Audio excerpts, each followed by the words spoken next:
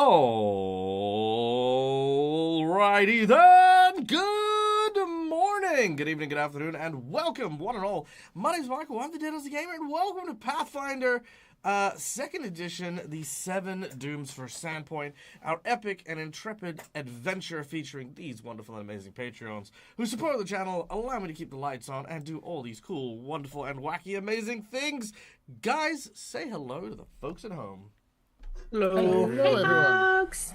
It's so good to see you guys. Unfortunately, we do not have a Titus or an Evander today, but for the rest of you, the adventure continues. But before we do so, we have some people to thank, and that is, of course, our lovely and amazing sponsors, people who help us, look as good as we do, and, of course, provide us with the materials to be able to make these games as vibrant and as energetic as we can. First of all, we have Hero Forge for the wonderful tokens you can see on screen here, an amazing 3D model making software that allows you to not only design and bring to life these characters, but to then also have them shipped and transported to you all over the world. I've actually got some very, very interesting ones on their way, and I can't wait to show you them as well. Sile, no worries. Go and lurk away. Be cool. Be calm. Just enjoy. Lurk. But yeah. Anyway, we got some really, really cool stuff coming, and I really can't wait to show you guys, because it's been the first Hero Forge order I've had in a little bit. So yeah, very keen to show you what we've come up with.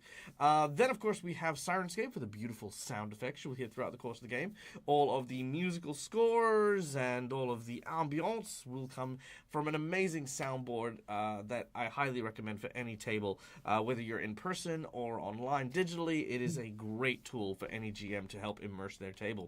Then, of course, we have Fantasy Grounds for our VTT of choice behind me. Maps, dice rollers, rules systems, a whole bunch of stuff is there, ready to go. And very, very excitedly, as of this month, they have dropped two new books for the Pathfinder and Starfinder system, both of which are going to elevate the use of both the systems in Fantasy Grounds when they come out later this month. And that is, of course, Monster Core 2 and the Alien Core Archive, which is the first of the Alien Monsters book. So now it's going to be much easier to adapt and create your very own Starfinder and Pathfinder 2nd Edition adventures with even more stuff added to the tool chest as well. So yeah, very, very cool stuff to look forward to on that. Nice. Yeah. Also, thanks to Paizo, because, they made the game. So, I mean, yeah, there you go.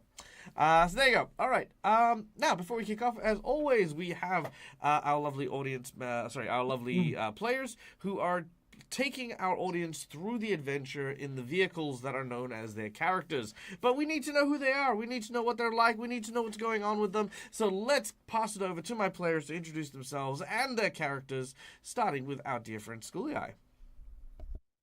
You meant said we're just an audience in our own way. Yeah, pretty much. So Scully playing the elf cleric Cinderio, the worshipper of Soundray, because even though she was bound, she figured that the best way to conquer her fears is, which she always tries to do, is to actually worship the fire that helped burn her, because it breathed new life and basically reforged her. She's gone through various journeys, being scarred, beaten, bruised, putting up with various other miscreants in town as she's grown up. And is slowly trying to convert the mentality of the town of Sandpoint as best as she can, because all of the war and bloodshed of the past needs to be something that's finished with, which is why she's all about trying to encourage peace with the fellow tribes outside the walls of Sandpoint, particularly goblins for some reason. Hi, I'm Ovarian CA. I'm playing Westonson, a guard turned adventurer who has recently managed to crawl himself out of a bottle. He is joining the companions in an attempt to rid Sandpoint of the Seven Dooms, mostly for the fun of it, apparently. He's currently going through a bit of a personal trial as to whether or not he's where he should be, but we'll see how that turns out. Hi, I'm playing OG.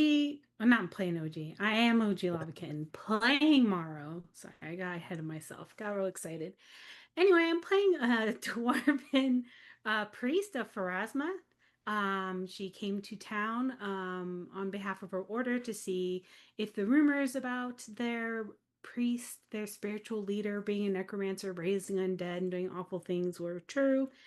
Did not find that, but did find there are a lot of other horrible things happening. So she decided to stick around with this group because she saw that they were invested in trying to protect the town and is offered her services to them.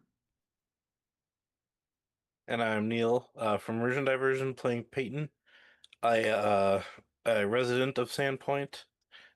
Growing up, he'd help people across town get stuff done. And growing up has now decided to help an old friend that attacked the town originally named Nawalia. Nawalia had said that she would accept our forgiveness if we helped defeat the Seven Dooms. And so Peyton is taking that up on her, or taking her up on that. All right, amazing. Now, Yeah. before we kick off, we do have one last person to thank, and that is our lovely audience members, guys. Thank you for being here and giving your time and energy. I know a lot of you are other Patreons who are supporting the channel and in other tables, and you are supporting the audience, the players that are here who also come and attend yours. But for those of you who jealously covet the ability to come and play and be on one of these tables, don't you worry. We have a ton of ways that you guys can still influence the game and get back at these guys who have the audacity to, sit down and enjoy themselves. I mean, how dare they? There are a number of ways you can influence the game through channel points. We have things like inspiration, insight bonuses, wandering monsters, wandering bosses, divine intervention, divine healing, so many cool stuff. So, just watch the shows, earn channel points, and you get to use those as we go by. But of course, for those of you who have the ability to help Dag with his monthly donations, the Dag survival check is a maintenance thing. It's the ability for me to afford to continue running streams and doing cool stuff and things. So yeah. These monetary donations are always a little bit more tangible, a little bit more heavy than the channel points. But boop, there they are. We have our $5 donation, which is, of course, the hero points and jinx points. Hero points can be used to stave off death, petition the DM for stuff that isn't in the rules, or roll with advantage. Jinx points can be used to counteract hero points, make bad guys roll with advantage, or complicate things ever so slightly. For $10, I will draw from a deck of story cards, which will, of course, have a series of narrative prompts that I will then use to improv and add into the adventure as we play. It's a challenge for myself as a DM to try and push myself into manipulating the story and just keeping on my toes and improving my own skills. It's honestly a lot of fun. Then we have, of course, our natural 20, which is a coveted golden natural 20 because, sometimes shit just needs to work, and that's what it's for. Then we have our $50 donation where we have a boss buff and a harrow draw. So the boss buff for $50 is the increasing of a challenge, making it more difficult, making it more, challenging in general. This could be a boost to their power, their skills, their abilities. This could be a complication in the victory conditions. Maybe we've added in a new parameter. Maybe there's a new bystander. Maybe there's a new risk. There's something else at odds. Whatever it is an exponential difficulty curve increase to the battle the group is facing. Then we have our Harrow deck, where we will draw from the deck of Harrow, which is a fortune-telling deck. The entity within the Harrow deck will provide a prophecy to our heroes. For the next 3 sessions, they have 3 sessions to fulfill that prophecy, whatever that prophecy is, and they will receive a boost to a statistic or any rolls of a statistic associated with that card. And then if they manage to fulfill the prophecy, they will either get a magic item, a secret fighting art, or they would get a massive boon from the entity in the card. So that's a really cool one there. Last but not least, we have our secret menu item. The secret menu item is, of course, a $100 massive donation, which comes with a huge boost, which obviously helps out a lot with the channel and a lot with things. And I feel like the time has come for our Seven Dooms of Sandpoint situation to come to a head. The $100 secret menu item. Now, as you who have been following the adventures know, the Church of Sandpoint is looking at replacing Father Xantus with a Abdaran priest who is currently doing an audit of Father Xantus's work as a spiritual advisor. We also have a new individual, sort of a southern cowboy gentleman, who has come in order to try and take over the town as a mayor. With these things at a head, the secret menu item is going to be this. You will be invited to design and create an NPC who is coming into town to replace the town's sheriff. Sheriff Baylor Hemlock. His job will be on the chopping block for the NPC character that you design. Now, will that NPC character take his job from him? Who knows? Maybe he will, maybe he won't. But you get to decide what their personality's like, what their standing with the group is like, their class, their race, their abilities, tons of stuff like that. You will be able to create to throw into the mix here. Then, in the aftermath of the crossover event, which we'll talk about in a minute, we will be bringing those storylines to a head, and we will see who ends up in the town as the people who run it. Speaking of the crossover event, as you guys are aware, as of next week, come Curse of the Crimson Throne, people are going to be moving from tables. There's going to be a huge shift in characters. This is all a part of the crossover event, a massive story that is going to be spread across all of my tables. So, if next week and the week after you kind of see that, hey, well, what the hell happened to, Seven Dooms for Sandpoint? Everyone's changed positions and yada, yada, yada. Well, fear not. It is all part of the plan. It is all part of the story. You do not need to watch every single show in order to follow the main story. There is a big story that will, of course, unravel if you do watch all of them. But if you just watch your favorite one, whatever it happens to be, you will still get a complete beginning, middle, and end for that story, for their story as well. So yeah, be sure to tune in next week for that too. Cool. Are we done? Yes. Nice. Yeah. All right, then, without any further ado, we return once again back to the town of Sandpoint.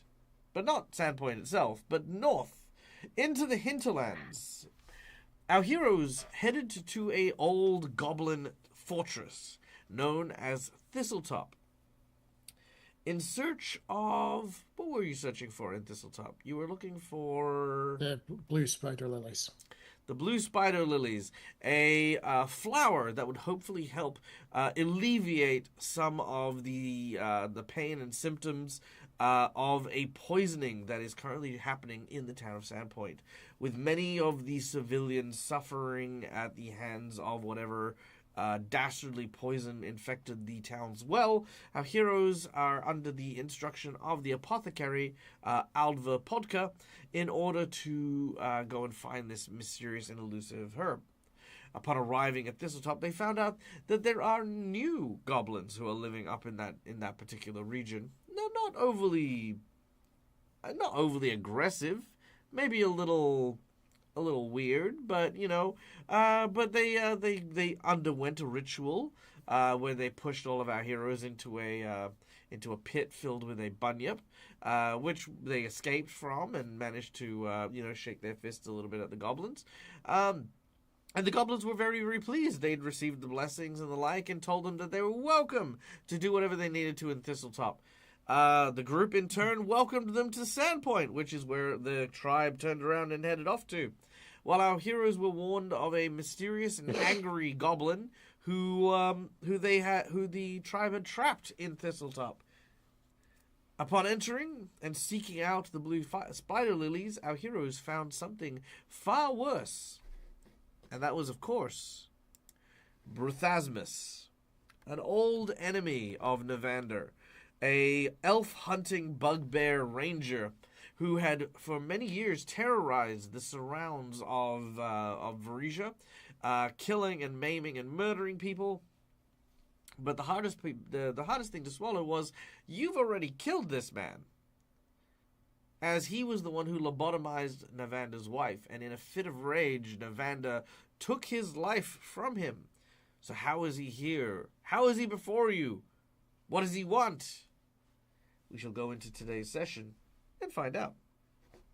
All right. Also, real quick, before we dive too deep into the session, we have a $50 donation from that wonderful and amazing man, Cookie Mon Steve. Cookie, you lovely, bloody, beautiful legend, you. OG, you are pulling our Harrow deck card. Now, we're still under the effect of the peacock, are we not? For our previous Harrow? I'm looking here, and it says that you guys have the peacock active. I think that was before they were carrying over. Oh, we can carry this over. We can have this still over, because we're... I don't remember what the Peacock was episode 56. 56. So this is 4 episodes later. Yeah, okay, let's leave it. Is... Yeah, let's leave the peacock out then. That's fine. Creepy little Peacock bastard. was scary anyway. He was. It's very All scary. right. Okay, you ready, OG? Yes, let's go. All right, here we go. All right, take your pick. What is our Harrow card? You know what? Let's go for this one down here. Ooh, the unicorn. A chaotic good charisma card, which means we're going to be getting a boost to charisma for this. Let's take a look at this card real quick. It's the unicorn with the pear on its head. All right, interesting. This is a card that generously offers that which the subject seeks as an unexpected gift from an equally unexpected source. When misaligned, it means betrayal, poisoning, or a fast friend. Ooh, very interesting. This might be a very easy one for you guys to achieve. All right, I will copy and paste that into your group chat.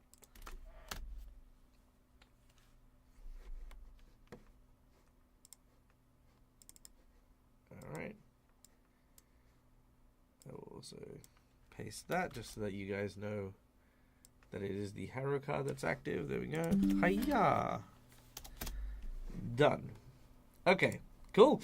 Thank you, Cookiemon, for the blessing of the unicorn. We shall now see if they can fulfill the prophecy of the unicorn Harrow, and if they do, well, they get a massive boost, a massive prize. All right. Hell yeah. Thank you. What is happening here? Oh, there we go. Okay.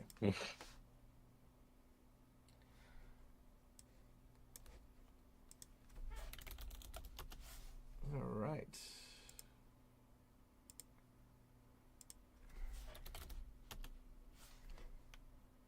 And music.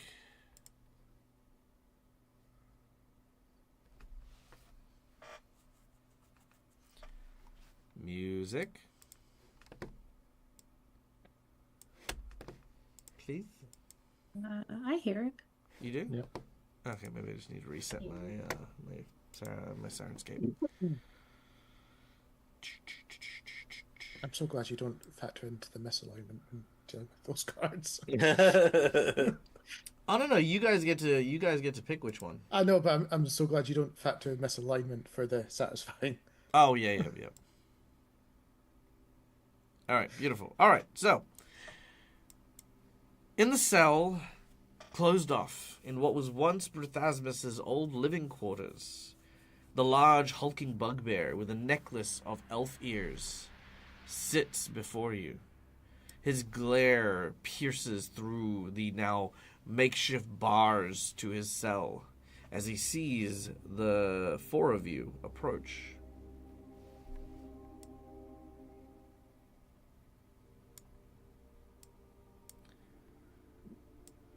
What are you doing here? Well, I thought, it's such a lovely day. I think I'd walk up to Thistletop, put myself in a cell, see what the day brings from there. Haha, good joke. I almost forgot to laugh. Yeah, I figured you don't know how to laugh. Do you know who this is? Yep.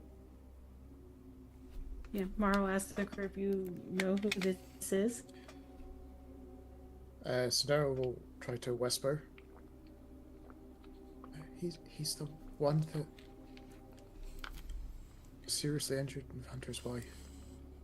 Although he's supposed to be dead. Hunter killed him. Interesting.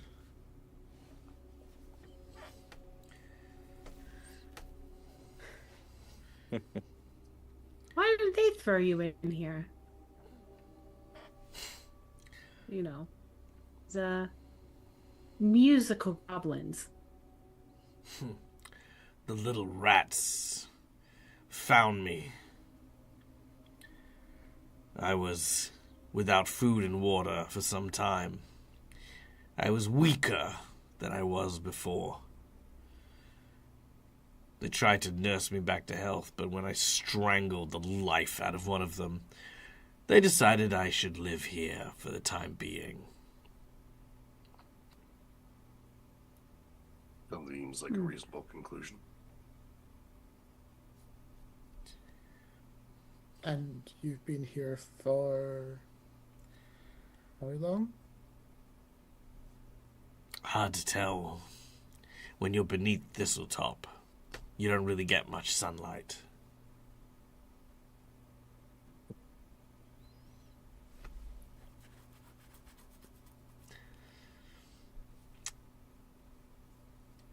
He'll say probably for what you can probably conclude is the better part of a week, maybe. Ooh. Okay.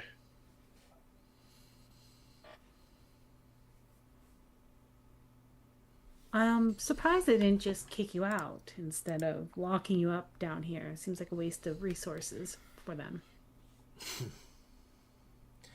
They were hoping to rehabilitate me. Or they were afraid of what I'd do if I was unleashed upon this region. After all, I was the one who took over the Thistletop goblins in the first place. If it weren't for Nualia, everything would have been fine. Her and her stupid plans saw the collapse of this once at least halfway decent army of goblins. Interesting. Hayden almost kind of cracks his fingers in his one hand. And then he just says, well, the goblins made a good choice then. Or maybe they were trying to recruit you for your band. Make you the new drummer. Maybe. I do have a beautiful singing voice, too. After all. And he grabs onto the cage. He says, I know how to make songbirds sing. And well, behind bars, we have a poisoned town disinclined to change his state. Shall we? Does Westonson pull out his gun as he says that? No. He turns around and starts walking away.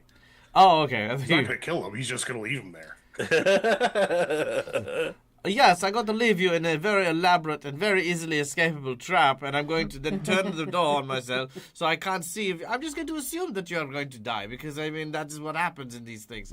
You've got a lot to learn, Scott, about being an evil villain. Oh no, I'm waiting for Nevanta. Waiting for him to say, "Oh yeah, I just burned down the entire place." When I get out. Sure. Well, according to Cinderio, you killed this guy once before, right? Mm-hmm. Okay. Quite Seems fast, like the it was there. perfect. I wasn't. Actually, out of character, I was not there. I missed that session. Okay, Westonson has no clue who this guy is. but you probably came in to He's see like, the aftermath. Yeah. So, this cage, is it like, or this prison area, is it like in like the mountain kind of area, or is it like on a cliff, just like built like? Is it like a built made cage, and then it's just like out in the open? Wait, are you asking for the cage or the location? What are you talking about? Kind of both. Like, where Okay, is? let's where start are with we? let's start with Yeah. the first question then. Okay, so right now you guys are at Thistletop, which is Sorry, 1 second. Okay, so this is where Sandpoint is. Over here. Yep. And Thistletop is over here.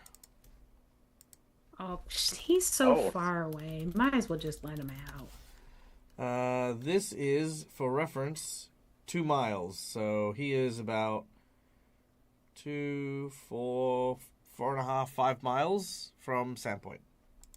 Barely a day's Ages walk. away. Nah, so far. But bear in mind, we got here inside a single day, pretty much. Yeah. Yeah, it's like I Nah, said, it it's took ages. No So- one got here.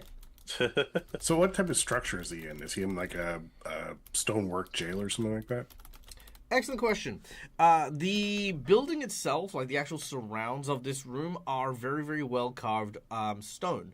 Now, I don't have the picture with me, but Thistletop is actually the head of a giant colossal statue, which used to be up on the top of the mountains, but during the collapse of the Thessalonian Empire, the statue crumbled and collapsed, and the head rolled and ended up falling into the ocean.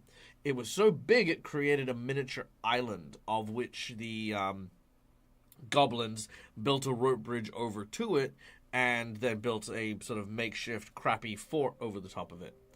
In addition, the interior of the statue was actually carved to be like kind of a dungeon type thing. So there are multiple layers, there are multiple rooms, that are all within the actual structure itself. And the building is very, very solid, very, very firm, ancient stonework, very, very well made. The bars, however, are brand new. They're made of scrap, and they're made of just the pieces that they've managed to actually craft together. They are decently made. Like, this guy, if he is going to break out at any point in time, it will take them a bit of effort to actually tear down what was made by the goblins. But it is not nearly as secure as, obviously, the building you're in.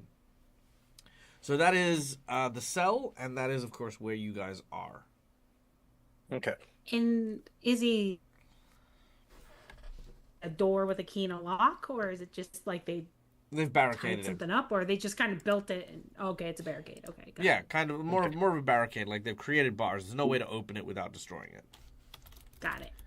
Oh, okay. So it's not like a built-in box. It's like not like a box that was built with the iron bars on it. Like, it's like loosely on, just kind of sitting on the ground. Sorry, one more time. What are you...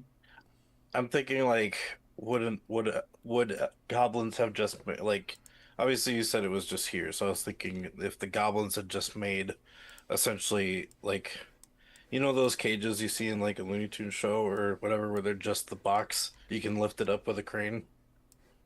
I thought you said this was But a it's- room with just sort of a door with it. I had... Okay, this Yeah, isn't a it's- room. Got it's it. a completely That's what I was wondering. carved room, and they made Got it. like a fence. No, Yeah, The bars essentially. and door aren't anchored. Okay. They're Okay. just Also, I did manage to find a picture of Thistletop, so let me just put this onto Yeah.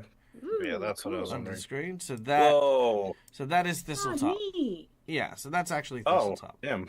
Yeah. So when I say it's like a little island, that's the statue of a head that had been rolled down. That's the Rune Lord of Greed, who many years ago were defeated by a group of adventurers. That's the head of a rune. Yeah, Okay. they're not responsible Damn. for the head falling. Like I said, just the thousands Yeah. of years since the fall of the Empire, the head just kind of Okay. rolled down They're there. But just no, taking I advantage get of what it. I was looking for, so. Yeah. They just built a fence in front of the room, and we're like, stay in there. Got it. Mm. Yeah. Okay. All right. Okay, okay. all right. Okay. That's fine. I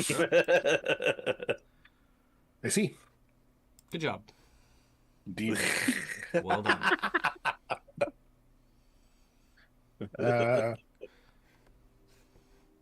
I guess we could just leave him here. No one's here to feed him. No. He would just die on his own. I somehow Unless he doubt got out. that. But...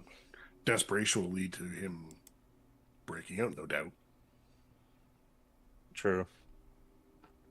And likely coming straight after us if he finds out where we are.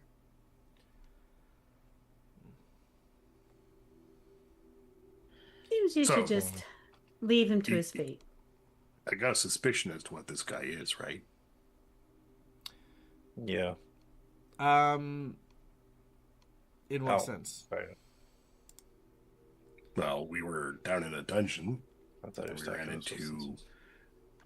copies of things made by some dwergar. Hmm.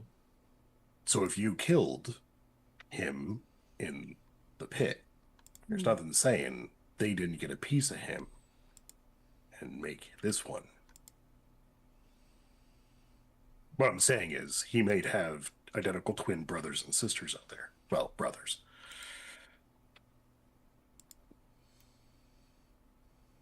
Oh, that's a terrifying thought. Ugh. A mess to clean up in the pit, I suppose, next time we're down there. Mm.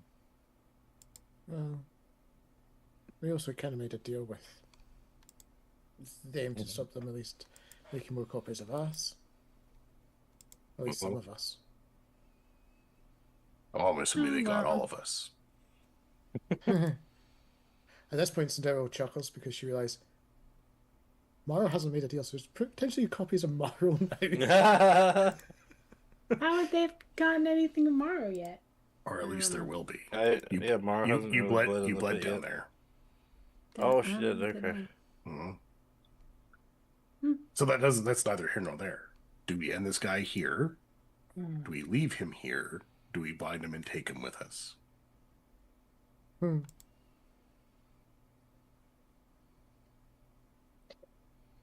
Well, if we can take him with us, I'm sure Navander would like to say hello, but I'm not sure. I don't know if Navander wants to be reminded of that night. I say we do it now. Are you talking about killing this guy? Yeah? I wasn't really trying to be subtle. Since I said end him here. Well, wouldn't... If he is a clone, as you think, doesn't he deserve a chance to change his path? Oh, that's for you and Cinderio to debate.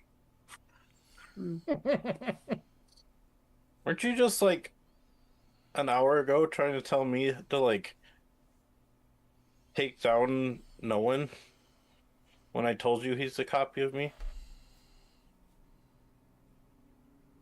I don't recall. Are you talking about what was said Anyway, in the, what are we doing Are here? you talking about what was said in the green room and not on broadcast, Neil? Is that what No, you're I was talking about what we were talking about on the horse. Yeah, on the horse? she actually said it last week. Oh, Last week. very well. No, she was just talking about dealing with him. She didn't say what. But are you ready for this? Are you ready for this philosophical debate? You ready? Technically speaking, this Brithasmus has no blood on his hands, though he remembers it. He has never actually killed a single human being, or a single goblin, or a single creature. In fact, He just said he killed a goblin. oh, he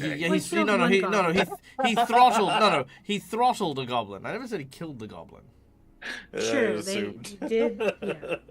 And the side note is this is also not someone who who injured Navander's wife either.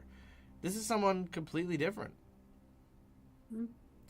Though they may not know it themselves, do you execute someone who has done nothing wrong? Because We already could tell he's prone to Yes. violence. Well, I mean, he was hungry and scared. I somehow don't think scared. yeah, he's like, oh no, I'd kill for How pleasure. about I confused? just haven't had the chance to kill anyone for pleasure yet. Yeah. Hayden's just Yeah, thinking, man, I confused. really wish this cell was separated from the rock so I can just throw this whole thing into the ocean. That was Well, the original plan. That's why I was asking what it was. And he's like, gee, I wish that there weren't these bars here so I can tear out your throat, so I don't have to hear this inane prattle anymore. All right. So if you were let free, what would be the first thing you would do? Cheeseburger. Second thing you would do? Wait.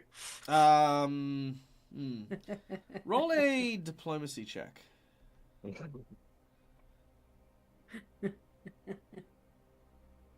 I think there are a number of ways he might answer this. Natural. Wow! Wow, okay, with a natural 20. He says he knows that something is wrong. That he doesn't have a place here. He, when he left the pit, he saw his body rotting and decayed, displayed by the goblins in the tunnels as a warning to those who might take them over. But he doesn't know who he is. He is filled with these feelings and emotions, these hatreds that came from the original, but they're not his hatreds. Then when the goblins helped him, he lashed out. He is uncertain of what he would truly do, but he knows one thing for sure, is he would enjoy figuring it out, no matter what that looked like. If that means he goes back on his killing spree, as the original did, or if he lives a quiet life, he's unsure. Because, as far as he knows, he's a week old and has not yet learned what there is beyond the memories he's inherited. All right. I'll make you a deal. If we let you out of this cell, you turn east and you keep walking. If I see you anywhere near the pit or Sandpoint, I will end you. I like that. With your natural 20 and your diplomacy check, he'll agree to those terms. Yeah. All right. Snow would probably suggest maybe take up a new name so you're not haunted by the history of the other one. He gives your advice some consideration. He doesn't know what name he would take. He just, he knows. Yeah. He knows that what you're suggesting is a good idea. So I use my tools to tear down the barricade. Okay, not difficult from this side. So yep, you take down the barricade. I'll hand him 2 days of iron rations. Well, I'm holding out 2 days of iron rations. Continue. All right. He looks for a bugbear way to show his appreciation. He just kind of gives you the stoic nod before making his way making his way out of the this facility. However, before he does so, he is going to offer something. Navanda's wife.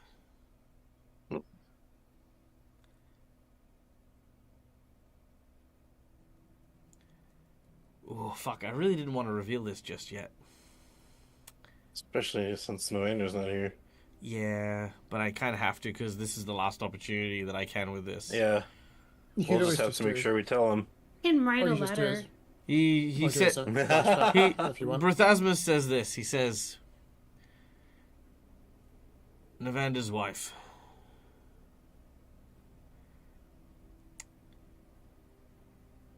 Berthasmus was a nasty piece of work.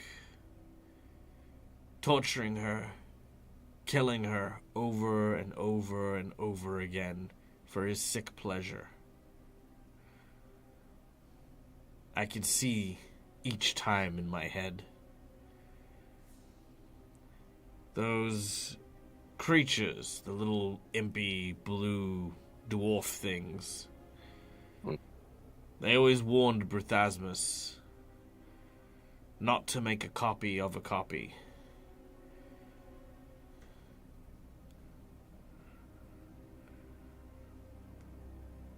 So he never did.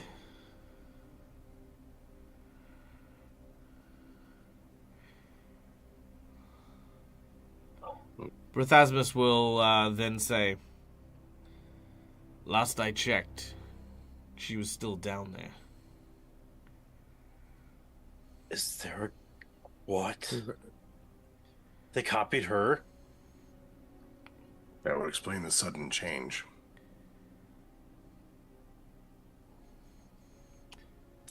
All right, start walking. He starts the walking. manor's not going to let us get out of that pit until we find her now. Mm-hmm. Mara will tell Before him we go, to stay true to his nature and forge his own path. All right, he will attempt to do so, and he leaves. All right. Now, just to make sure we're clear on what Brithasmus just said, what have you guys taken from his revelation here? that somewhere she's locked up in the pit. Still. And the one that we rescued from being lobotomized clone. is actually the clone. Correct. Okay.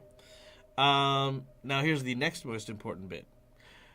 You know how much Navander has gone through, and how much Navander is obviously trying to protect and help the Shillelagh that he knows. Do you reveal this information to him? Oh, Westonson totally will. Because I mean, Yeah, I think- because keeping in mind, regardless, you're going to be going into the pit, and regardless, you are going to be looking for her and finding her.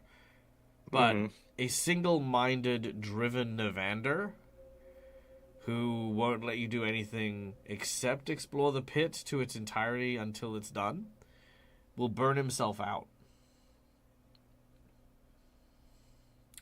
I'm going to leave that. You go look for her without him. I'm going to leave that as just a thought for the players and the characters to mull over. This I don't think this is something you guys would vocalize in a group setting at this point, as you still have the poison to contend with. Yeah. But I want to present this as a philosophical question for you guys as to, yes, it is the right thing to let him know and to tell him, but in doing so, will that actually potentially cause problems Better. for the group, or would it be better to because like I said, it's not like you're not going to go save her or you're not going to go look for her and stuff like that. No, But So, it's the difference between Navander going single-mindedly, no break, or you being we able finding to her on a whim.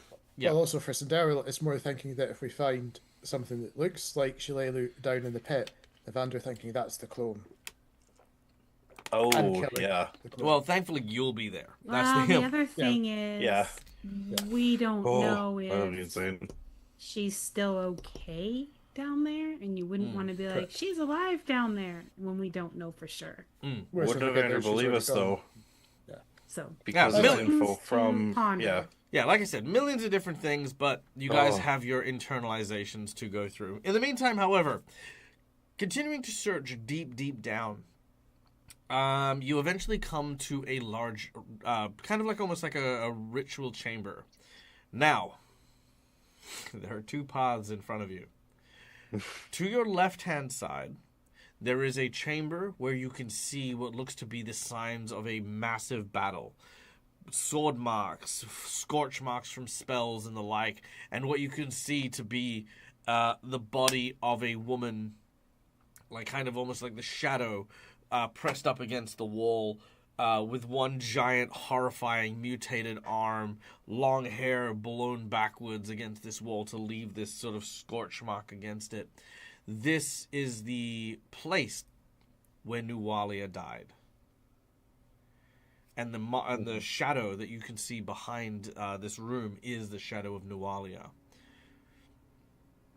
In this room, you actually do see several of the blue spider lilies sort of growing in various places around this room, almost penetrating through the stone and the rubble here.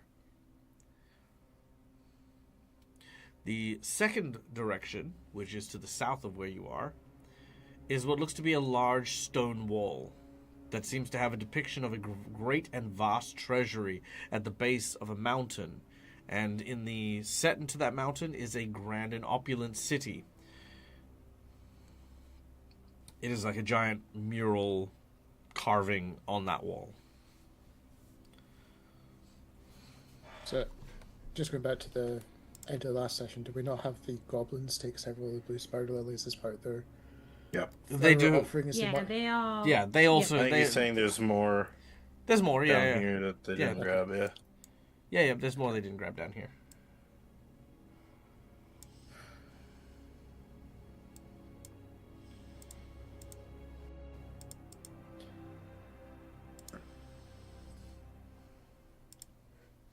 I almost don't want to. Peyton almost doesn't want to touch it if this is where Nawalia died.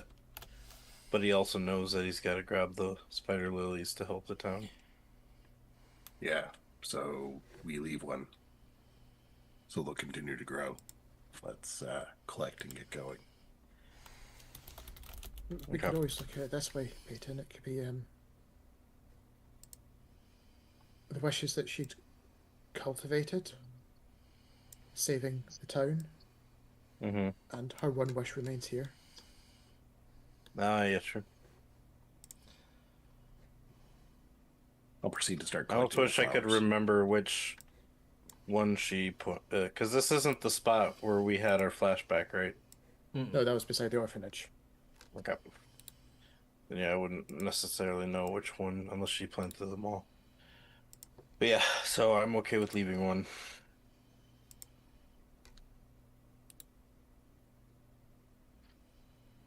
You said the mural was a mural of a treasury under by a mountain. Yep, that is over here.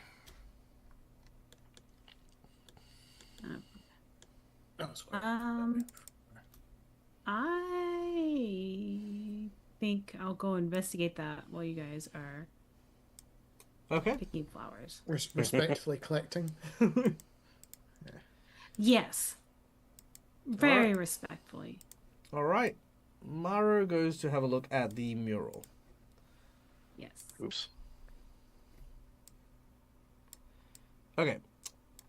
As mentioned, the mural is a stack of oversized coins, cleverly carved to kind of look like a massive stack. I need a perception check from you, please, as you inspect the mural. Okay. Nice. 24. With a 24, you can actually see that there are several hollow spaces in the gold stack where it looks like a gold coin should be in that stack, but it seems to be missing, and instead there's like this divot.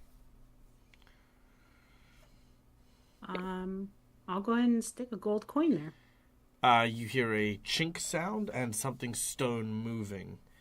Looking around, you see about 4 other divots very similar. All right, let's see if I have enough in my pocket. I think I do. Yeah, Okay. that's a little off, but yeah, I'll All right. put one in each one. As it happens, you hear as the stone shifts and the entire mural disappears, revealing a chamber beyond. Dark, dusty clouds sort of open up as this ancient chamber is now opened for the first time in over 1,000 years. Yeah. Is the sound of that enough through the corridor to make us aware that Maru's potentially triggered something? 100%. Maru, are you okay over there? Yes.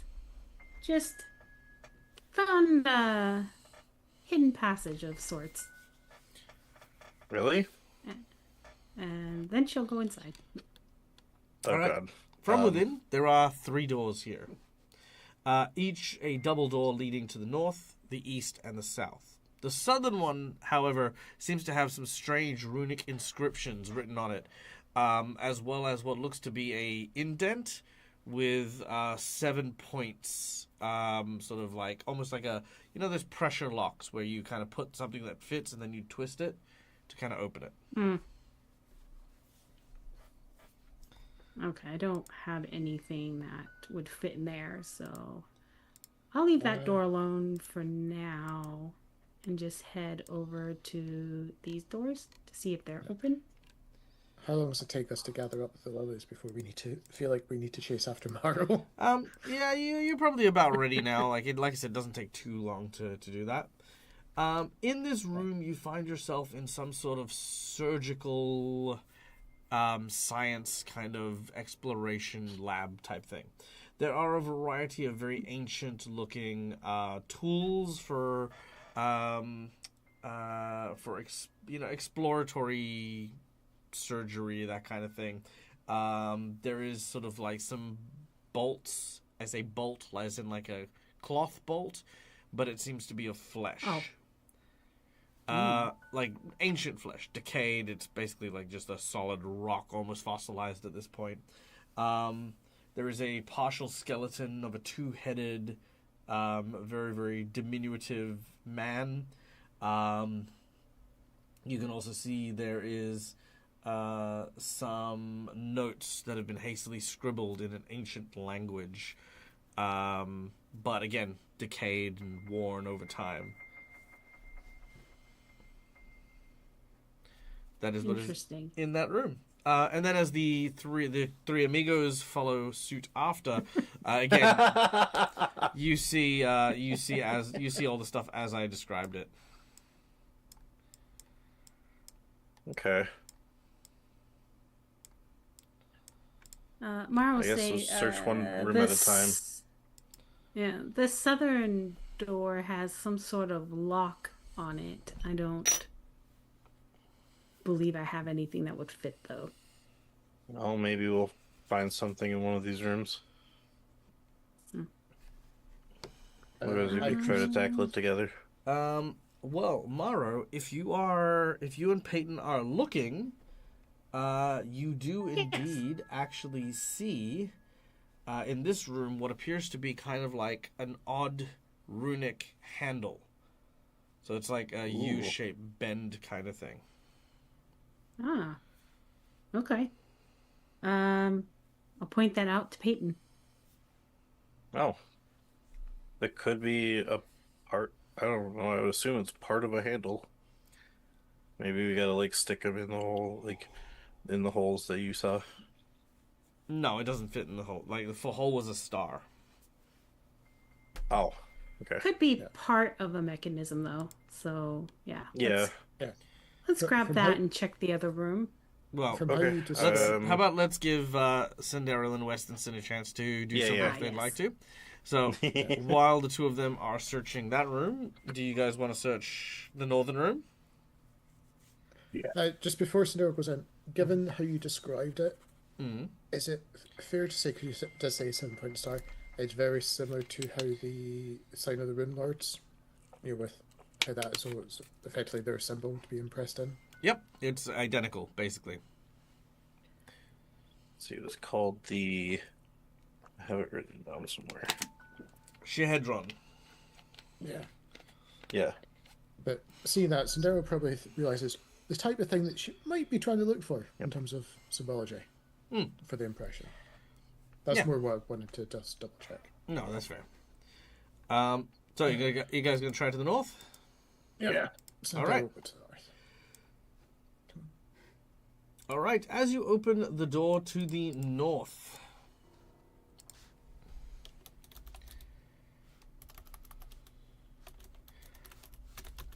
a booming voice cries out to you.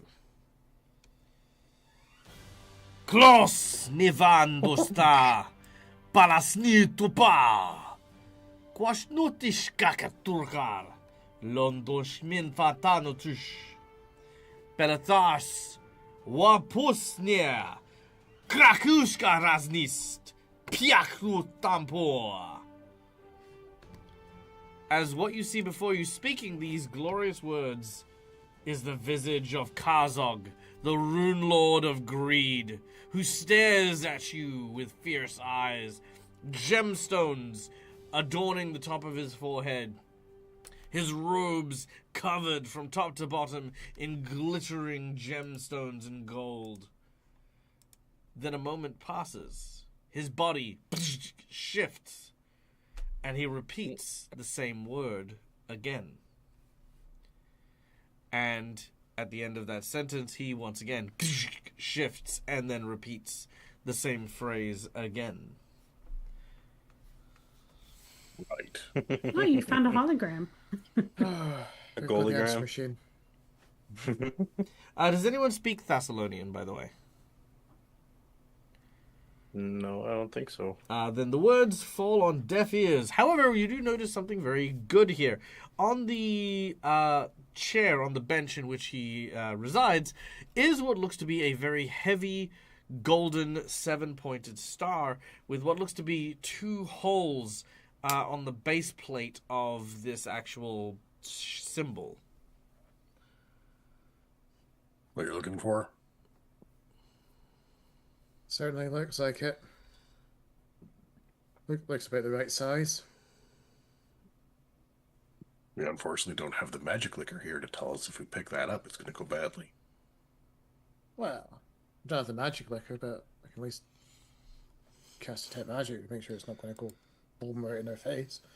But then it's possible he's just wouldn't tell me it's magical as it is. So. At which point, Sandero will actually cast detect magic. It is magical. You detect a strong abjuration magic. Probably not too unexpected. That's the protecty stuff, isn't it? Mm-hmm.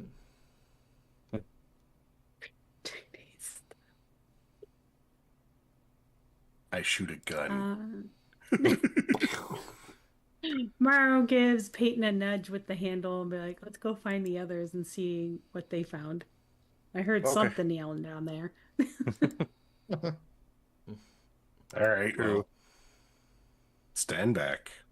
If it's going to take someone out, it might as well be me and not the person who could potentially heal me. So, by the door. I'll walk up, like, through the hologram to the chair. Okay. I will, pull out some cloth Mm-hmm. and just drape it onto the thing and pick it up with the cloth. All right. You pick it up with no problem. All right. I'll go back down and join Sandarian. Okay. You have the Shihedron slab in your hand. I wrap it up in the cloth and hand it to Sandariel. So, Daryl, you now have the 7-pointed slab. We're playing past the parcel as Sandero will try to insert it. And It fits perfectly. Shunk. Ooh. Oh. Peyton. That has holes. That seems similar in size to the handle that you just found. Mm-hmm.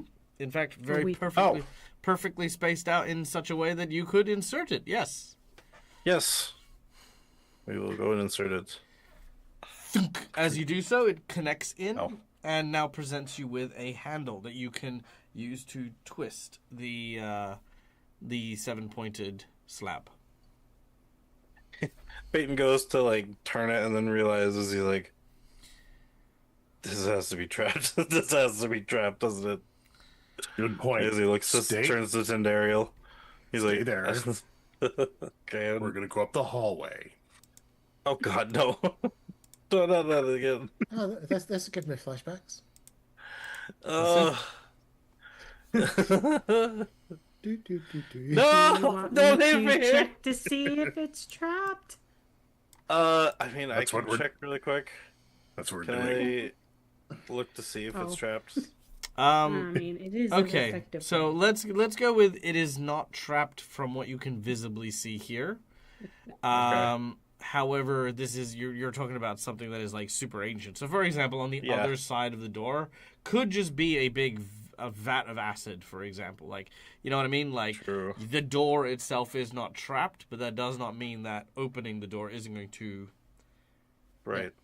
Could also just be Yeah. noxious air from being sealed for so long. Correct. I was gonna say the Explosive trap could be- decompression. inert now because of thousands of years. Okay. And I And we will all Okay. died from a parasite that we didn't know existed open in the here. door. It's Okay. A Now, suddenly the parasite. thing. now, I'm going to take a moment, as I usually do, because this happens from time to time. Now, as you open the door, you feel that resistance as that click happens. And when the door opens, Peyton and Cinderial, both of you can give me a reflex save. Ooh. There's no AC traps. Never mind. No, Scenario. No! All right. The wall that Maro had brought down now rises and seals this chamber. Should that be in Weston, not Peyton? If it... Oh, sorry. Yeah, sorry. My apologies. Westonson, Cinderia. sorry. But that's okay. We'll just keep... I Westonson, know we'll you just keep keep... mixing those two up. I don't know, man. Westinson's just drinking a water, looks over, rises up and closes, goes back to drinking water. Yeah, that's it. Yeah. All right. Westonson, please make me a... Yeah. No, never mind. Perfect. No, wonderful. Not one's... He Not, runs! not one's for everybody. Okay. The room seals shut.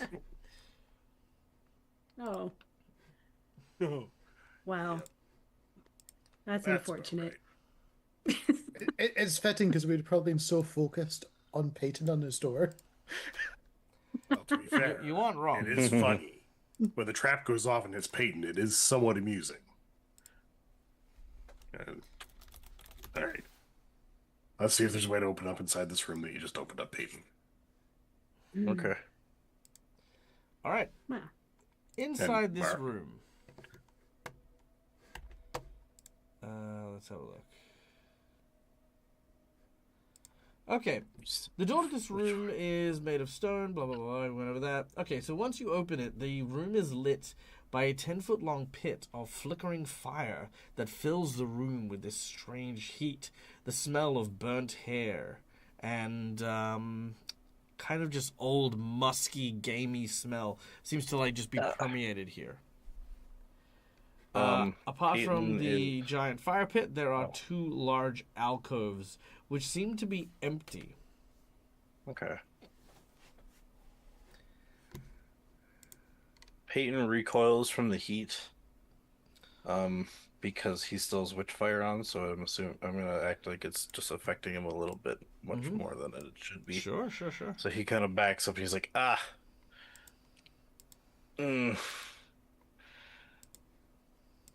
I don't know if I can go in there. I mean, I could try, but Right. I'll need a perception check from you. What's For me? wrong? Yeah. okay.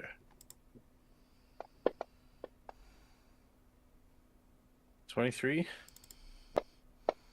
We're rolling so good. Ooh, I'm going to use a jinx point on that.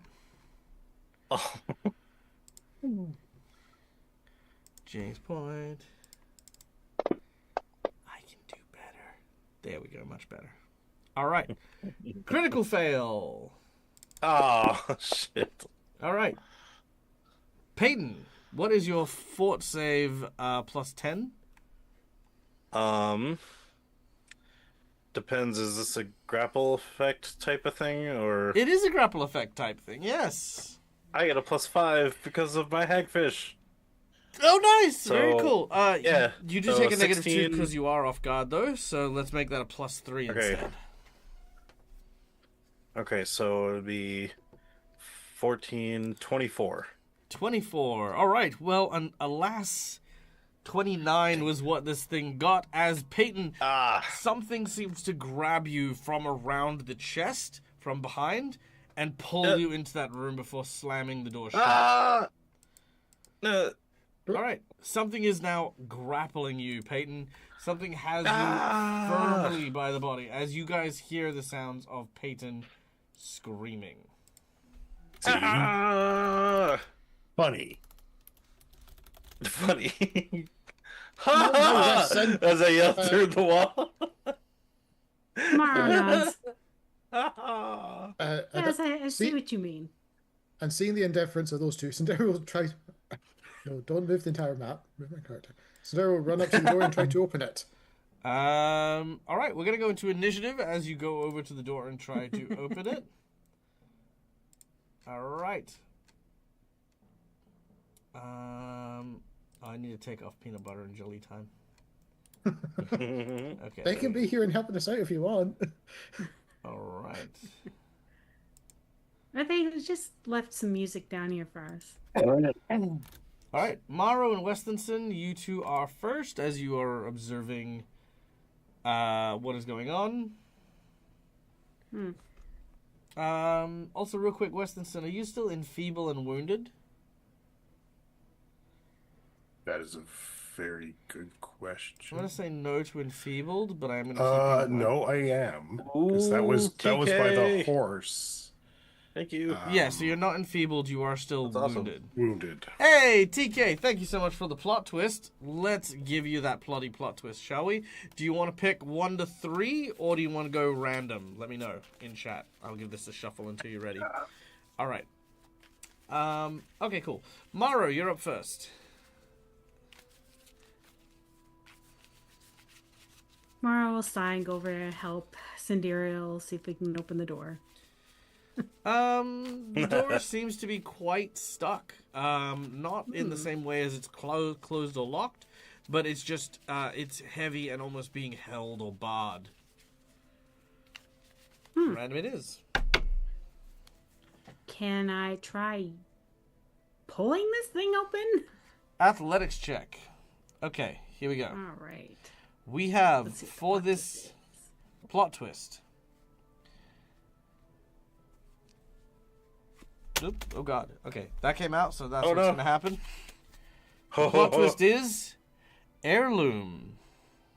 Ooh. All right. Considering where we are just now. All right.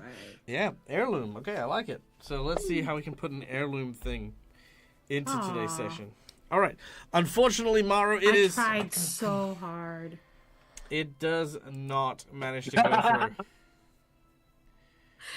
Oh no! Actually, on that note, Cindereal and Westonson, I'm gonna give both of you guys a perception check on that. Looks like Payne's gonna die. Morrow is... So hard to get in through the Wow! Westonson! Oh! Cindereal, That's Wow. also Cindereal's second natural one in a row. that is. Oh back to no. back. Natural 20 and a That natural does one. mean we need that third one to come through. Wasn't that for just attacks? All right, straight up D20, Cindereal. Oh That's gosh. just attacks. Okay. Okay. Ooh. Oh. And Cancel Wow! we've wasted the nat 20, but you know what? At least it's not a TKO. All right, Westonson. Burns from blindness Now- or dies. Now you're very accustomed to this sort of thing. Morrow is intentionally being incredibly sarcastic and very, very inattentive. This is highly unusual. This is, in fact, forget highly unusual. She is almost gleefully putting Peyton at risk here with your natural 20.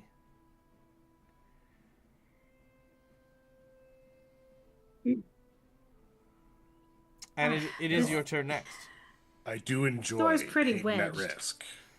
Yeah, I do unfortunately, Maro's acting was very overt, and I'm going to give the other players an opportunity to have perceived said overt behavior as suspicious. I'm gonna just kind of clock it for now, and I'm gonna be keeping an extra eye on Morrow as things go along. But right now is not the time to get into a philosophical debate. I have to see Peyton getting destroyed. Oh, so no, I need no, to no. open the door. To reiterate, this is not philosophical. This Ah. isn't like they're acting strange. It's, you can tell she's intentionally We not. putting Yeah. putting Peyton at risk here. Yes, you tell So I with your will- natural 20, unequivocally you are Right. aware something's up, like something, like if it wasn't supposed to be more obvious, you'd almost say that there's an equal likelihood that they would be barring the way forward versus. Not that they are, just that this is the. Yeah. Well, in which case I will just reach out, grab her by the shoulder, and throw her back. Ooh. Uh, Athletics Ghost check. and Daryl watch her. Yeah. And go for the door. Wait. Now, Hey, athletics? Mr. Grabby. Make an athletics check. Mara, you are grabbed forcefully by the dwarf behind you. Man, she's been grabbed by too many guys in this. But in this group. but Mara, I'm They're tired of gonna being use grabbed. my Phantom Hero point to reroll that. you may use your phantom hero point very Whoa. well. There What was a phantom phantom hero one point? provided. No, there was There yeah. was a I ghost forgot. one. Ha! No, I know. Better. 18. All right, I was gonna say I forgot Phantom the goat the dragon, but I forgot he's gone now. You could have put Phantom up by him. all right. So, what is your fort save? What is your fort save to plus 10? Also, high cover. 22. 22? Ooh, okay. 22. Even if you were unaware, that you're still gonna be able to shove off Westonson. So Westonson, as you've gone to grab Yeah. Mara, you're very accustomed to grabbing people who aren't dwarves, mostly because okay. I was just saying mess up, Dag. Thank you. I appreciate that. Okay. So, Westonson, yeah, you're used to grabbing humans and stuff like that whose center of gravity isn't as low as Maro's is. So as soon as you try to grab hold of Maro spins around and forces you off and, does the whole, like, hey, hands off, Mr. Grabby. Westonson, you tell Sindariel to, like, hey, watch. Maro, that's one action for you. You do have two more, Westonson. Get out of the way if you're not going to help. It's all. Rude. Wow. Mara, your response? I don't know what you're talking about. Oh yeah, right. You were just You're sitting there stuck. pretending. Make a. I've watched goblins put a better stage play on. Oh damn. Oh my god! Okay. All right. In Okay. fact, the goblins we just saw. Sindariel, with your natural one, this is out of the blue for you. You have no idea where this has come from. Especially because Sedaros were too focused on trying to get through the door, and it's like, what the hell is up with these two? All right. As that More happens, bickering.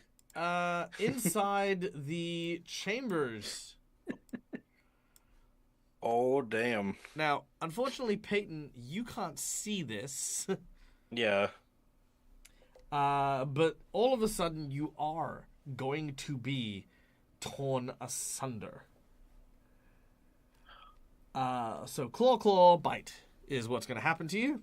Ow. As just you pretty much get scratched, but also you are dropped into the fire in the middle of the room here. No. Oh no. So Peyton, that is a hit, followed by Heads up, I only have 36 HP. So. I'm aware. This is to the group. I know you know. Because your max hit points is halved at the moment. Yeah. All right, the bite does not hit. Oh. Okay, so let's start with the 1d6 points of fire damage. So that is I take 5 extra. Yeah, so that's 8 fire damage out the gate. So I'll add that to this attack. Okay. Mm-hmm. So claw. Max damage, huh? Brilliant. Wonderful. I love it. So that's 30 damage from the first hit. And Ow. without the extra plus 8, because you are no longer there, that is 23 points of damage from the second. Do you wish to use a hero point to stay up? Yes, of course. Okay. So, Ooh. with the two claw attacks, you kind of watch as just these unseen, invisible gash marks suddenly start to just appear on your body out of nowhere. You hear the sounds of growling. You hear that snarling sound. You feel something heavy on you, not pinning you down, mind you, just raking their claws across you. And yeah, like I said, that snarling and growling sound. All right, that was all 3 actions. Cindereal. I will say that, Peyton, you can call out for help, of course, as you're being... Yeah, I just screamed really loud after that, like almost like you're on fire kind of. Ah! Ah! Ah! Help! We should save this for later and help Peyton, is what she Yeah. tells Westonson. We should. You She'll two pull her have blade got, out. She's ready. yeah, you two have clearly got She runs. problems between the two of you. I'm tired of people grabbing me. That's happened a lot with you all. She's got her knife on. She's like, don't touch me anymore. Dang. Let's get your friend. Then move. Threatening you with the clan dagger. Internally, for I everyone am else, threatening Cinderella with sounded fire. wondering if those two need marriage counseling at this point. Maybe? The plot twist endgame. This is Listen Yeah. to the tomorrow. dwarven courtship ritual. Yeah, exactly. This is the ship. West tomorrow. But also, Cinderella's also like, I can't deal with that just now because my friend is in there dying and screaming for his life as it's not going to work, I know, but she's going to try to force the door open by turning it because she has to, All right, athletics check as you try to force the door open. which I know is not going to work. Unfortunately not. Or Cinderio. All right, yeah, the door is just really, really heavy, and there is something very large on the other side of it. Yeah, this basically this creature's propped up against it, which is how it's Yeah. stopping from moving Yeah. through. Right. All right. So that was your first action. Got anything you can blow the door up with? Probably not that would. Well, she's more about fire, really.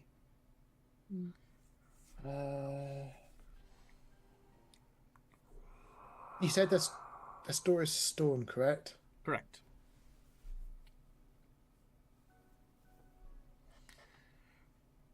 You know what? Let's go with it. Cinderella will call down him from Sirenai to try to open the way forward to those that need some salvation. Mm. And I'm going to use Hunting Him, which is obviously a cone, to do sonic damage to try and see if it can shake the door and basically shatter the stone. Ooh. Okay. I don't know if it'll shatter the stone, but let's But at see. least weaken it. But let's see if it'll pry it open. I think that's a good thing. Roll me a. You know what? Let's just make this a straight up percentage. Roll a percentage on it. Because, like I said, technically it is open. That is a 1. Oh no! Oh no! That is a 1%. We haven't had one of these in forever. That is a critical Once failure. am I rolling tonight? That's a That's like chaotic failure. so. Let me get this right. You've rolled a 1, a 1, a 20, and a 1. Yep. Divine intervention. All right. And a 2. Sindario, you have been given a divine intervention from Corbo. Corbo, please make a reroll of that percentage. I was gonna say last time we rolled a 1 on a D100 was Grax with the avalanche. That's true. Yeah. I'm sorry, From the Cinderella, bombs but I on the person. really want you to roll another 1. Oh yeah. I do too. Oh, 95. All right. With a 95, yes, the doors will blast open, allowing you access inside. You basically can see Peyton in the fire pit in the center of the room. Giant bloody gash marks now over his body. You can hear the snarling. You can smell something animalistic and mangy nearby, but that's about it. Also, thank you to Corbo for the divine intervention.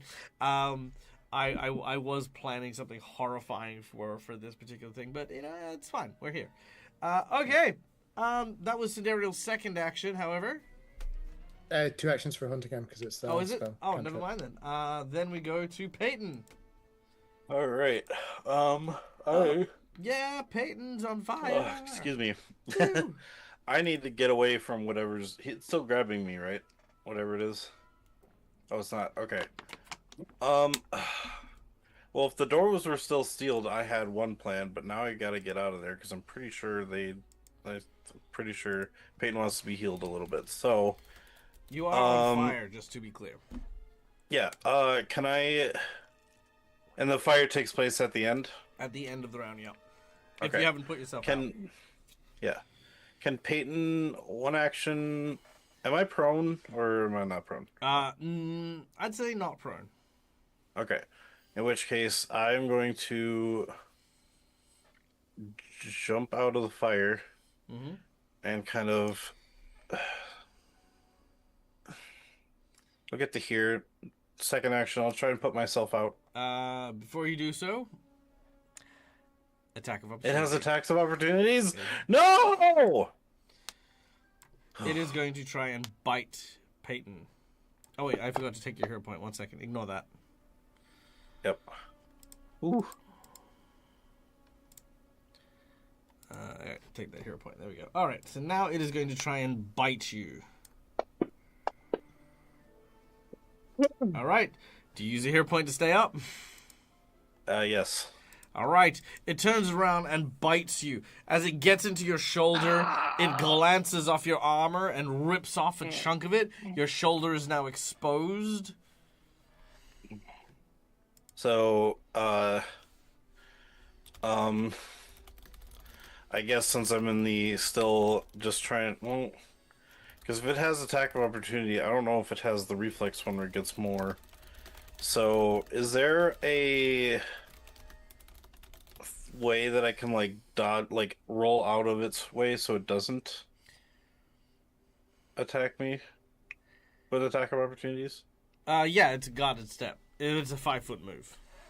Oh, okay. Yeah, in general, but most people don't do that just because very few things have attacks of opportunities. But that's what makes them worthwhile. Because when you find them, you're like, oh crap, and that's I like that way better than first edition.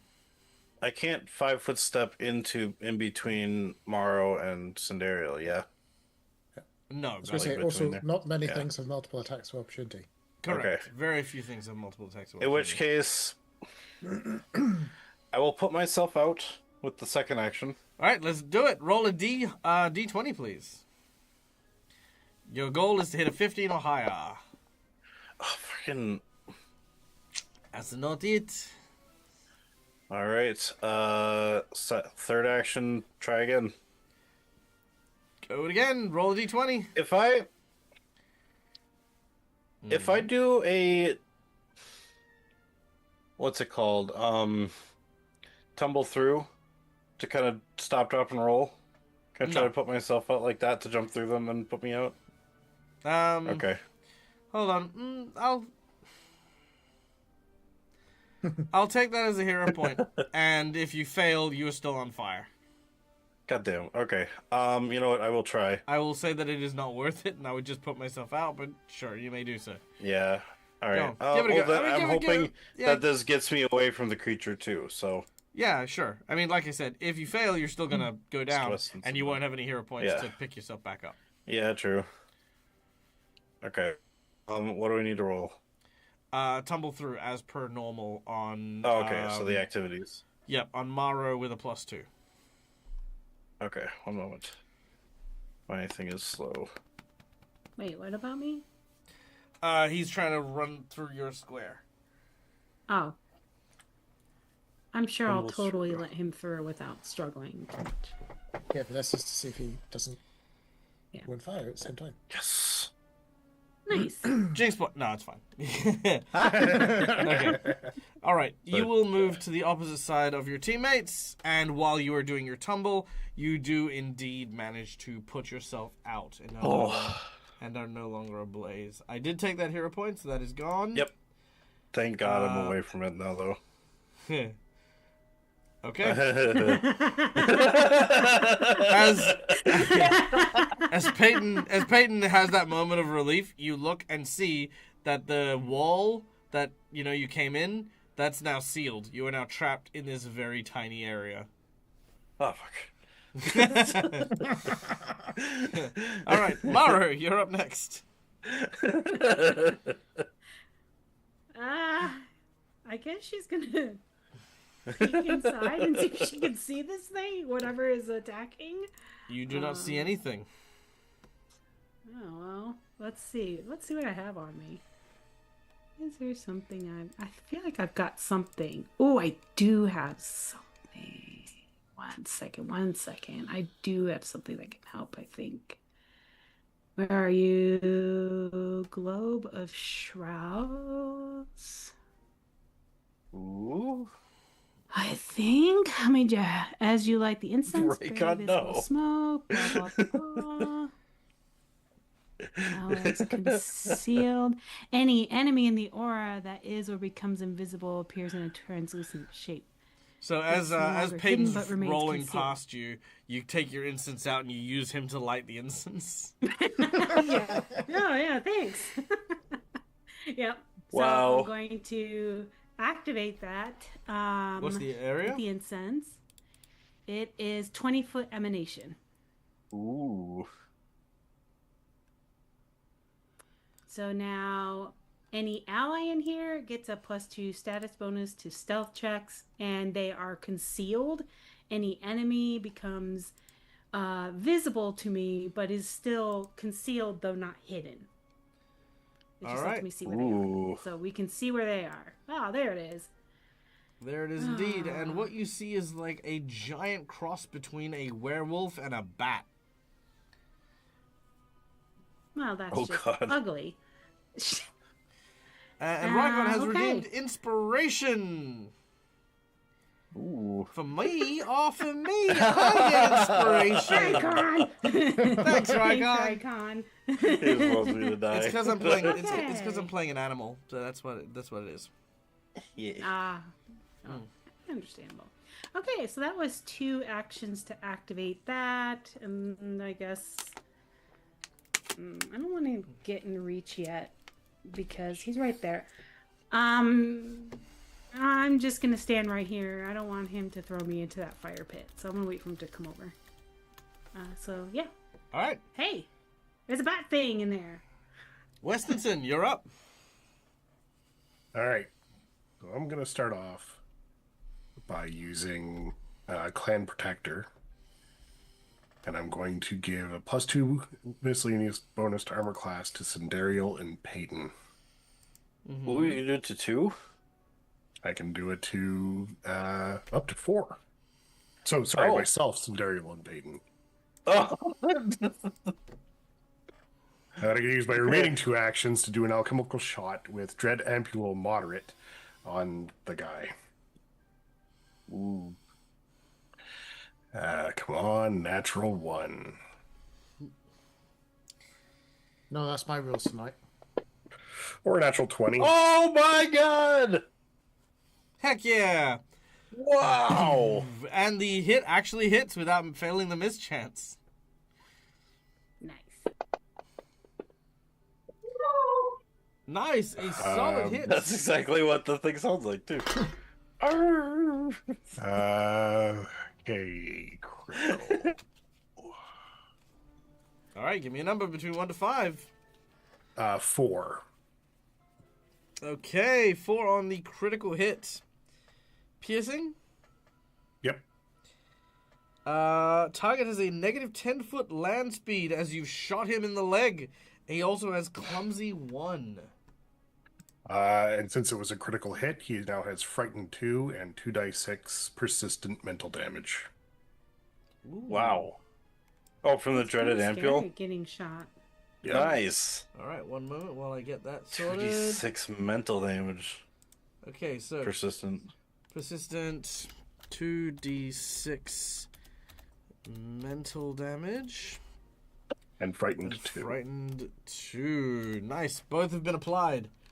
Okay, Nice. That's 3 actions. the creature moves forward as 1 action. And you can kind of see the shadow of this creature more than anything else. It is going to attack. Let's see. It smells the air. And attacks Cinderio.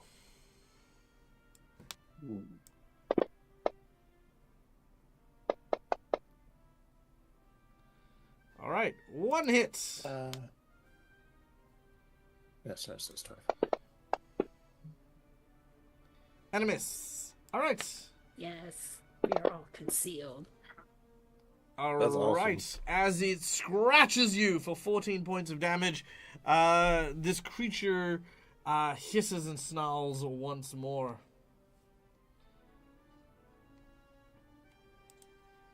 It'll do that next round. Okay, cool. Okay. Cindariel, you're up. And he is no longer suffering from mental damage. All right. But he does take 12 damage, so you got max on the the damage he got.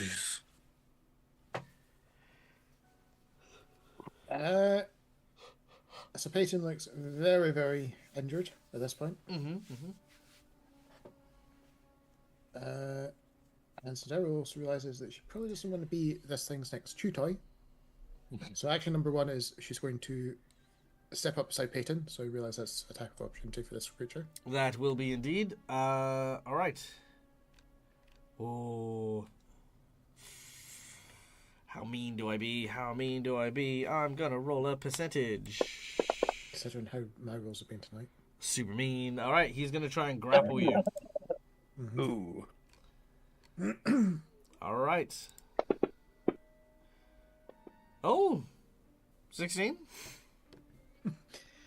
Even on Sandero, that's a failure. I mean, let's try a Jinx point. Why not? Okay, here we go. That's better. Oh. Natural 20. So, as you go to leave, this claw reaches out and grabs hold of Cindariel.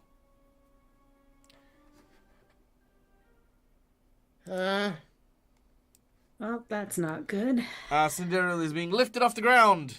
Oh, sorry. Actually, I didn't need to use my Jinx point. I had inspiration from Rykon. Thanks, Rykon. Thanks, Vicon. Thanks, Yeah. Rykon. All right, Cindariel has been grabbed. And even though she's grabbed, she's like, Peyton! Save me! As she'll panic with that and do a ranged heal. All right. As a result. Pew! All right, go for the ranged heal. Damn! Do you need to make a ranged touch on a ranged heal? If you are shooting him with No, it? no, it's a 2 action. Yeah. Oh, yeah. I'll set it back to 36 since that was my current max. Yep. So I'm at Yep, 36. because it did overheal me. So yep. Yep, that's okay. Yep, not a worry. I have been fully healed But to have. But I was gonna eat you. Okay. That was Cindariel's turn. Which means, Peyton, we go to you. Okay, I just Scenario called for help, so Peyton's gonna go help her. Just be like, just help me get whatever this extra fire shit is happening to me done afterwards. And he's gonna attempt to jump off of. There's no space. I was trying to make space for you after I go out. You are bottlenecked. There is no space. Yep. Can I jump off of Weston's Mechanically, that's why I was shoulder trying to get out of the way. to try and get to Cindariel and try to yank her from whatever? You is have grabbing no. her? You have no footing. Okay. Shit. And I didn't hit it yet, so I can't use Menacing Glare.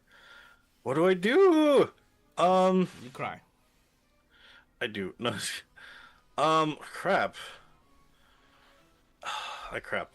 Very well. You soil yourself. Do you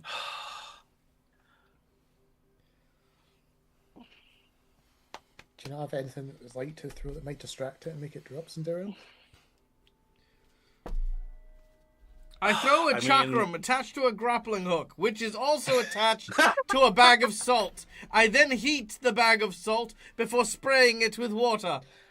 I was waiting for you to actually Stop say, quoting it turns out on this side of the wall there's a little gold coin, so you just yeet at his so eyes. Actually, Throw a bar of soap at his face. I was gonna say I don't have anything on me. Could I look around to see if there's something effective I could throw at? In the previous room, there was some Fine. like tools for like cutting things up and bags of meat and stuff that are fossilized. Okay, I mean, in this room or in this one? This room. Okay. I will run in, Yep. look for those tools. You find them and you pick them up. Yep. Okay. And then You run back.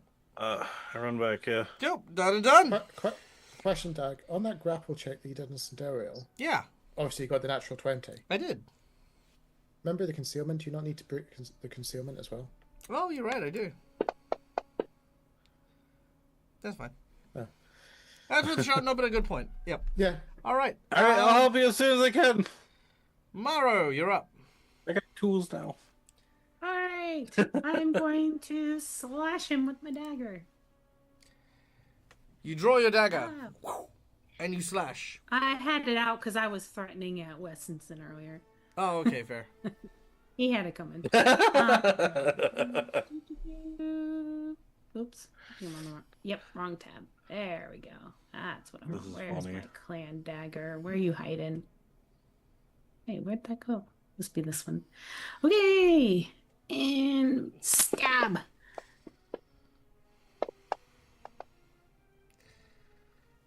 Ooh. Unfortunately, that Ooh, will I miss because of the concealment.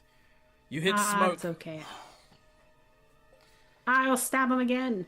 All right. Yeah! Yeah. Trying to get him. Oh, you bugger. That I missed. One more time. Oh no! Yeah. Critical fail. All right. And Oh, no, another just miss. regular miss. Well, I tried. You did. You did. I just expected I the tried. critical And- You fail. saw me. I was trying to slash him. Oh, it's even worse. I even saw glove Dag in reach one for the hand deck in and I'm slashing the preparation. other. Yeah. All right, Westonson, you're up. I am going to sidestep over just behind Morrow to open space for Peyton. In doing so, I'm going to use run and gun, or running reload to reload my weapon. Yep, not a worry. You've reloaded your weapon. And then because I have no idea what this does, and nobody knows what this does, and I really want to know what this does, I'm going to use alchemical shot again, but I'm going to use the goblin elixir. Ooh. Okay. As I don't know what it does, and I'm tired of it being in my backpack. All right. boy. Well, this is really fun. So hang on. So you'll shoot him. I miss anyway. No. You're gonna hit. I'm gonna let this hit because this is Oh, okay. this is actually really funny. So you do shoot and you do hit him, and the goblin elixir works in full force, transforming this creature into a goblin, Goblin. which actually does nothing. Because believe it or not, this creature is a goblin. Goblin. It's a were Oh. goblin. It's actually a Barghest, which is actually a progenitor of the goblin. They are actually so Lamashtu, the goddess of monsters, created the Barghest as heroes and primarchs for the goblin race, and then from the Barghest, goblins and other goblinoids came from. So this creature is actually here from ancient Thalassian as one of the primal sources of goblins in the region of Regia. His name is Malfeshnakor, and is equivalent to a goblin god. Now, keeping in mind, Wow. a goblin god is not the same as a god, if that makes sense. Like, Yeah. yeah. They thought the Bunyip Yep. was a god. Yeah, exactly. So- 100 yeah, 100 you know what? That is a perfect equivalent. Except Yes. this one's related to the goblins. Yeah, but you know what? Fun fact, your goblin potion, it's Stronger. turns into a goblin. So, yeah, maybe it makes it stronger. It grows a second pair of arms. I mean, I don't know. Makes it greener. Makes it Do I slightly still roll greener. It's damage, more or we just- goblin-y. Oh, it just Gives it more of a starts football head. creating these like little pustules that pop out other goblins. So Ugh. then you birth like a bunch of like Its mini head goblins. just goes. Little, It gets little bitty wider. goblins. Okay. Its They head start, just shrinks and they start dripping off of them. Every time there's a drip of fleshy goo, it turns into a goblin. Yeah. Now, hey, Since you gave me the hit, yep. uh, Yeah, I'll since you get- gave me the hit, do I I will give roll you the hit. damage? Yeah. Please do. Yeah. 0 damage. Ooh. Yeah. All right, Peyton, before I forget, because we're about to go into a cinematic scene to wrap up for today, Peyton, the implement and the tool that you find is Rongol's chakram What? with the broken condition. Now, do you Ooh. remember that Rongol... Oh, Do you remember? yeah. Yeah, so this is where it ended up. So Rongol's blade got teleported back to ancient Thassalon, where the ancient Thessalonians actually used it as a surgical instrument here, because it was such a high quality blade. They used it here on their experimentations and stuff. So That is amazing. that is our heirloom. That is our heirloom weapon. Was wow. was our yes, Rongol's blade. So And would that mean it still has all the runes on it too? no, it's broken. So the rune stayed with the original one. I will give it the returning Oh, rune. okay. I will give it a returning Okay. rune. I don't mind that, but everything else would stay behind. Gotcha. Okay. Okay, but well done. That's cool. Thank you. Hey, if you fix it, you have a ranged weapon. That's true. Yeah. Okay. Now here is where things go weird. Oh. Coup de grace on Cinderio. Oh god.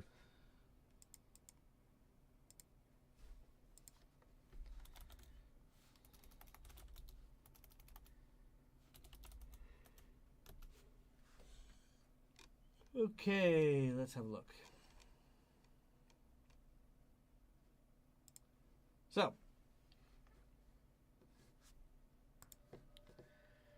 the bar guest, or greater bar guest, actually, lifts up Cinderio to its jaw. The jaw distends. And as it does, it picks up Cinderio to put the whole body into its mouth. When suddenly you hear Ooh.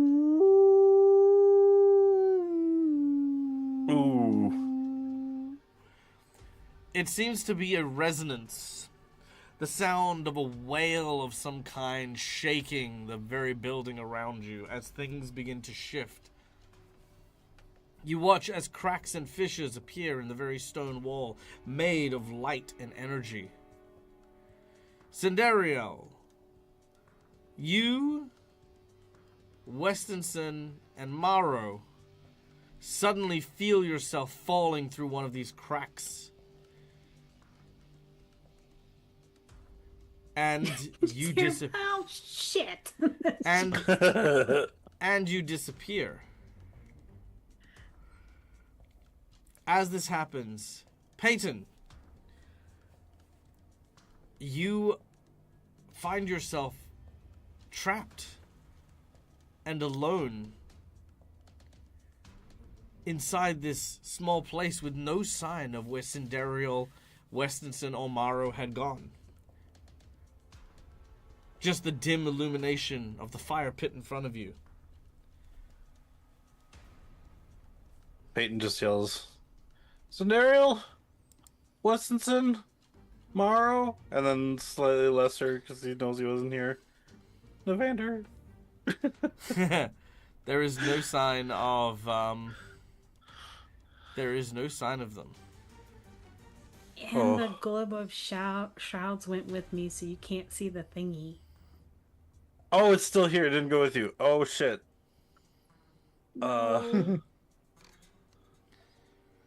All right. Oh fuck. Oh fuck. Oh fuck. Oh fuck. So, Cinderio, you are still in the claws of this creature as both of you fall through. Oh no! It's going. Well, goodness. And Scenario brings the creature with him to the. you're bringing the creature. You are bringing the creature to Gatewalkers. Yep. All right, as Well, that is Oh, what it's gonna be interesting. as that is what happens. So this is again the precursor to our crossover event. Peyton is the only person at the table presently who is going to still be here, but now you're alone and trapped in this dungeon with no way out until you see cracks, forming again around you, and several figures begin to emerge from the light. Oh god, they're coming from the walls! But that is where we're going to end today's session, and our heroes will return at some point, because this will be the last time they see each other for a little while. So huzzah! I hope you guys enjoyed today's session. It's gonna be interesting seeing Cindereal go back, because I'm assuming if she saw the tool that Peyton just picked up, and now she's going to Gatewalkers, she'll see Rungul's chakra. Yes, that she looks will. the exact same. Yep. Yeah. That's awesome. It was almost intentional, you know. It's almost like Almost. It's almost like I know what I'm doing half the time. It was almost like you knew that random Gee, plot twist was going to yeah. come out today. Yeah, look, Oh, I'm gee willikers, not sir. gonna lie. My memory is shit, but my improv skills are on point. They have to be, otherwise, you know. So yeah, travels in the crossover. So yeah, Odd Bandicoot, for those of you, for yourself and for everyone else, next week as of Monday, we're doing a massive crossover event for at least 2 weeks, possibly a third, depending on how the story goes. Again, there's lots of things, but what we're effectively doing is players and characters are going to be jumbled across all of our different tables, all of our different games, and we are going to get to see everyone interacting with a whole cast of different characters as they try to return back to whence they came and try to halt whatever great and powerful entity or energy is responsible for this disruption in the laws of time and space. So yeah, we're going to have a big crossover next week, so be sure to tune in and check all the stuff out. Yeah. It is going to be a lot of fun. I feel like I should have done some promo art, but, you know, I haven't yet. Maybe I will. Who knows? And if anyone in chat needs to get an idea of where everyone is, I'm updating in Discord as this week's tables go out. Yes. So you don't get an advanced copy, but the ones that have started basically is updated. Yeah, so if you want to keep track of where everyone is, the Discord is over there as well. No, that's okay, Kobo. It's honestly, anytime I see people coming through is always a pleasure. I really appreciate when people have the time to give, because I know that it's not going to be always, and you know, it makes me feel good. Yeah, makes me feel validated and enjoy doing this cool stuff. And I hope that your stream is going well, and hope that all of the cool, exciting things are happening for you as well. But yeah, for now, guys. However, my name is Michael. I'm the Dead Aussie Gamer. This is my place. This is my face. You can find it here a number of times during the week. We will be back on Sunday morning for Pray for Death and Gatewalkers. And then our big crossover event begins. So look forward to that. Hopefully all of my players have checked the schedule and know when they're supposed to be at places and who they're supposed to be playing with. Everyone's got the same amount of tables that they've had previously. So if you're somebody with only one table, remember where the fuck you are, John. See all of you same time next week. Just imagine, yeah, that's it. All right. But guys, come through the wall. That's it. All right, guys. But until next time, as always, stay safe, stay wonderful, be kind to each other, because why the fuck not? It's free. And until we meet again, game hard or die trying. Bye, folks. Bye, Rose.